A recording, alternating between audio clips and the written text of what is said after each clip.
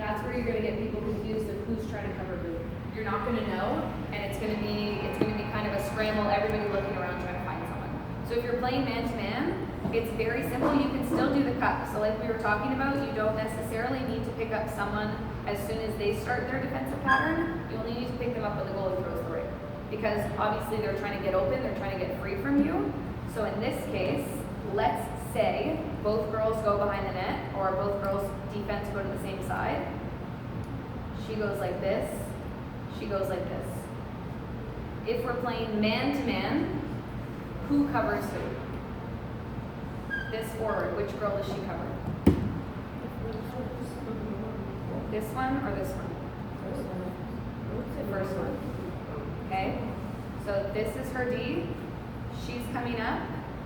She's going to back up. She's going to take her. She's closest to her. She takes her. Center, never cover the person going behind the net. Because the person who's the furthest one back is probably going to be the last one into the zone. It's not for the center's job. Center, first person to leave the zone, that is your girl, no matter what. So if you have somebody here and she's leaving, she's going for a breakaway, this is our center, Point Claire center, you're following that girl all the time.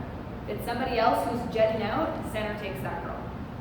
After that, it's just closest to, and you just kind of go down in the chain order. So she's closest to her, great. This girl is going all the way behind the net, it's her girl. You don't have to follow her behind the net, it's a waste of time. You just go in the front, pick her up. And here in man-to-man, the idea isn't necessarily to get the ring. I know someone said it before, it's just to slow them down, it's to contain them. So as long as you have your man and you're checking them, they feel pressure, they're looking up, they're seeing every single person on their team that also has pressure on them, it's going to be a lot harder for them to find a pass.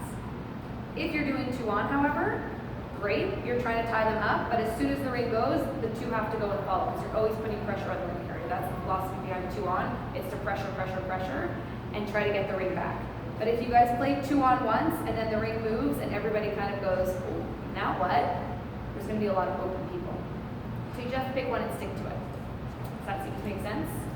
Questions? So the two that are leaving the zone on the ring going up, I mean, that's a long way for them to go get that ring. So it should always be the two closest to the ring carrier that take it? So, yes. However, it's going to require a lot of communication.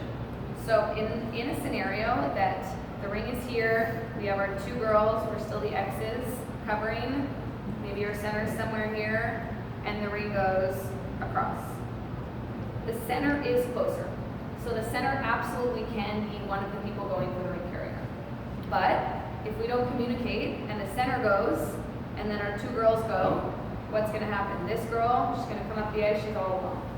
So that's where the communication really comes in. It can be whoever's closest and somebody else, but between the two of you, how are you deciding who's going for the ring and who's getting back? You gotta talk to each other, right? It's that easy. It's not predetermined, it's not pre-planned, it's you're both here, the ring's here, somebody says me. I'm going to get that ring. If you're not the person that said me, you go back. So it's just something you have to work out and you have to communicate so that not every single person is going towards the ring, because 3 people on the ring just leaves too many little people. So again, it's a communication. The center can either say, no, I'm going to back up. Why would the center want to back up? If you're the center and you see a lot of people rushing in, yeah, you can go help your defense. Back up, play it safe. But if you think you're close to that ring, you want to go get it, you have to let your teammates know you're going to get it. One of them has to come get it. One of them has to replace the center in the back. Does that seem good for 2-on? Questions? Which do you guys think is a safer defensive system? Honestly, I think it's just because, like, do you speak in French? Yeah. Ok. Dans notre tête, ben pour moi, personnellement, dans notre tête, genre, je trouve que comme nos centres, c'est nos centres, puis nos forwards, c'est nos forwards. Okay. Fait que genre, si notre centre va pour aller checker, ben la forward va pas nécessairement savoir quoi faire en centre. Okay. Fait que c'est pour ça que d'habitude, c'est genre les forwards qui vont checker. Okay. C'est correct. But I feel like the person closest should do. I feel like that would be logic. Genre, ça serait plus logique. Mais c'est juste, je trouve qu'on est juste pas assez habitué, genre. Okay. So that's the biggest thing. It's communication. Like that's what it is. It's not kind of sitting before the game and saying, okay, in this scenario, this person goes here, this person goes here, this person goes here. It's on the ice. You guys have to talk to each other and let people know. So I think you're absolutely right. Sometimes we get to school thought forwards check, center covers center. But sometimes the center on the other team isn't the girl going in the zone. Just like you guys could have odd man rushes, your defense can get breakaways, your defense can go in. Who's covering the defense? You know, it's the forward. If your defense goes in, the forward's covering her, she'll go in too. So you just have to make sure you're communicating. In terms of when we talk about defensive systems, so if we name the three big ones is zone or trap, 2 on, or man-to-man. In all 3 of these, you can play a really aggressive version of any of those, or you can play a more passive version. Man-to-man is a very safe option to slow them down. You're probably not going to get the ring back, but you're going to really slow down their transition because every single one of them is going to have to work harder to get open. It's going to take them longer to get the ring from point A to point B. Are you necessarily going to check them and cause turnovers? No. 2 on, you're much more likely to get the ring back. So if you need goals, you need the ring, 2 on is a much more aggressive form. You're going to probably have a higher chance of getting the ring back. But if you don't do it well, you're leaving more people open, so it's riskier to let them come in. Either one is good, either one works. It's just a kind of difference in, are you going to get the ring or are you going to slow them down? And that's something you just kind of have to decide.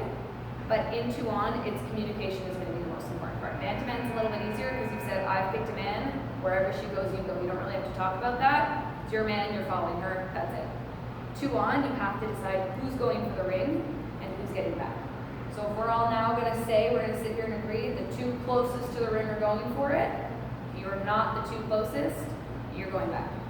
If you see 3 people all going for the ring, somebody has to go, oh, there's 3 of us, and say, I'll get back. But you have to yell that. And you can come up with code words, you can come up with whatever you want. If you're like a defense who's closest to the ring, you wouldn't go for it. No. Again, if the ring is right there, like let's say they make this long support pass and this is the defense and she's standing right there, are you gonna go, oh no, never mind? No, go for the ring, but then there's 3 other people on the ice here, here, and here.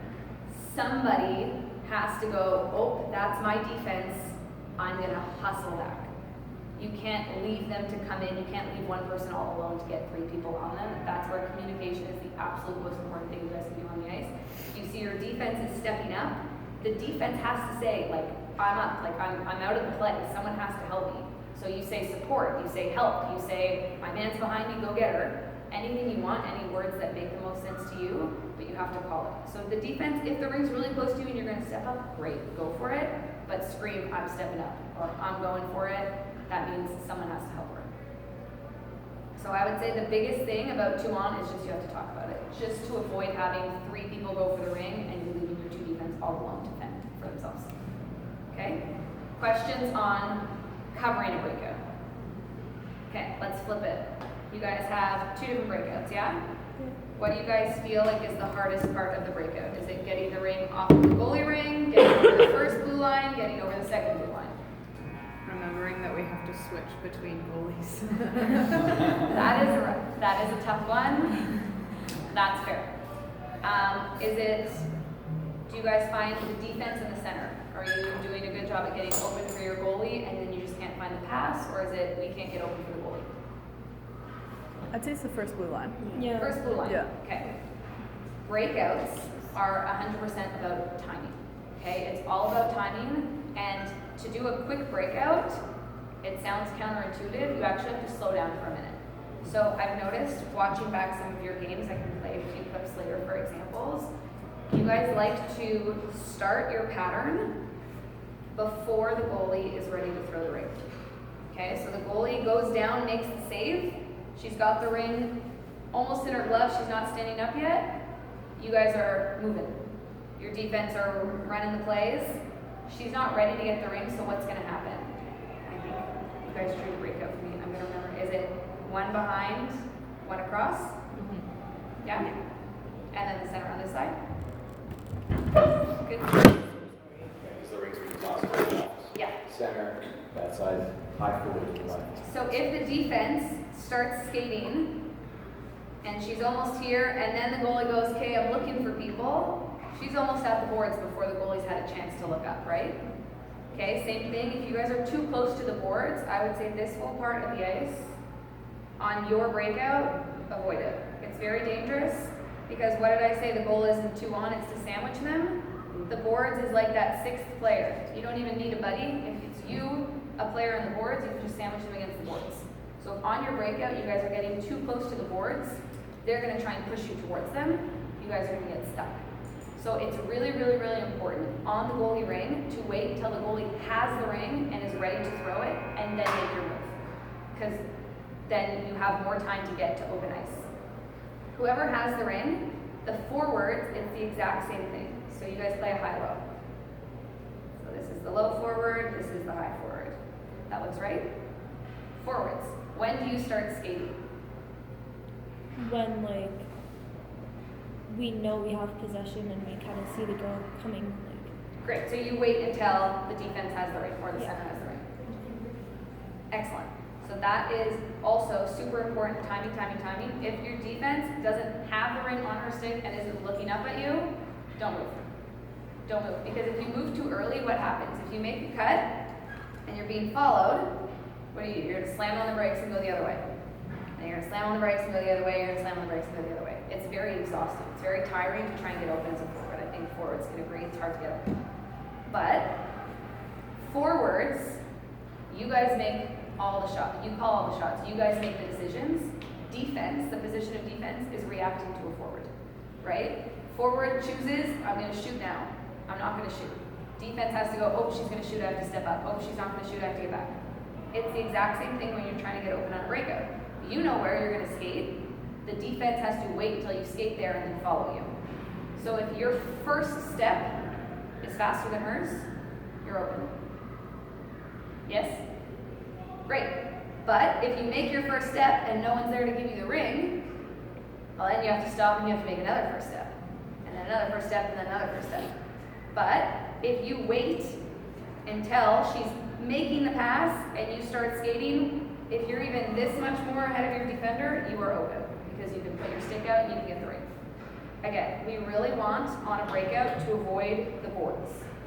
The boards are scary. So, there's dots on the ice. I like to use those dots as reference points. You guys know there's like a red dot here and here. Low forwards, that's your sweet spot. That's where you want to be getting the ring. So, you want to be skating forward as you're getting the ring. So your defense want to aim the ring for about that dot. That's a great spot to put the ring. But again, you don't want to be here and then the defense is looking to pass.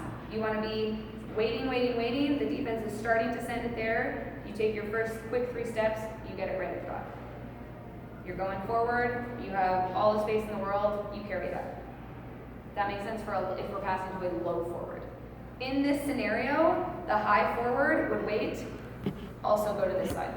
Because it's an easy lane, and if you're covered, if you go deep, they can just send it in deep.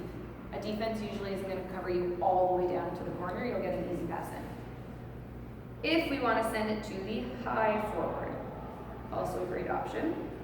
Right now, I'm told that you guys will go down, and then this girl will go up. Does that look right to you guys? Yeah? Okay. She comes down, and she turns like this. Where is she heading? Towards the boards. Okay, so as soon as you get the ring here, you're in a pretty dangerous position because you have a defense on you and the board's in front of you. Okay, so the high forward, my advice to you is to switch the angle that you come down on. Option 1 for a high forward, don't come down. Wait. You're still an option here if you can spear that pass. That's a dangerous pass. It has to be speared. But like I said, there's a defense behind you. She's not going to go in front of you like this to cut you off because then she's not net side. Everyone's familiar with net side. You never leave the goalie. So you are always, always open if she's behind you. If the ring comes in front of you and you can spear it. If you're going to skate down, I would skate this way. so that when you have the ring and you're looking up, the whole middle is in front of you. Okay, I'm gonna show you what BK did, and we'll talk about how to defend that and also how you guys can do that. I think it's at 28 to 45.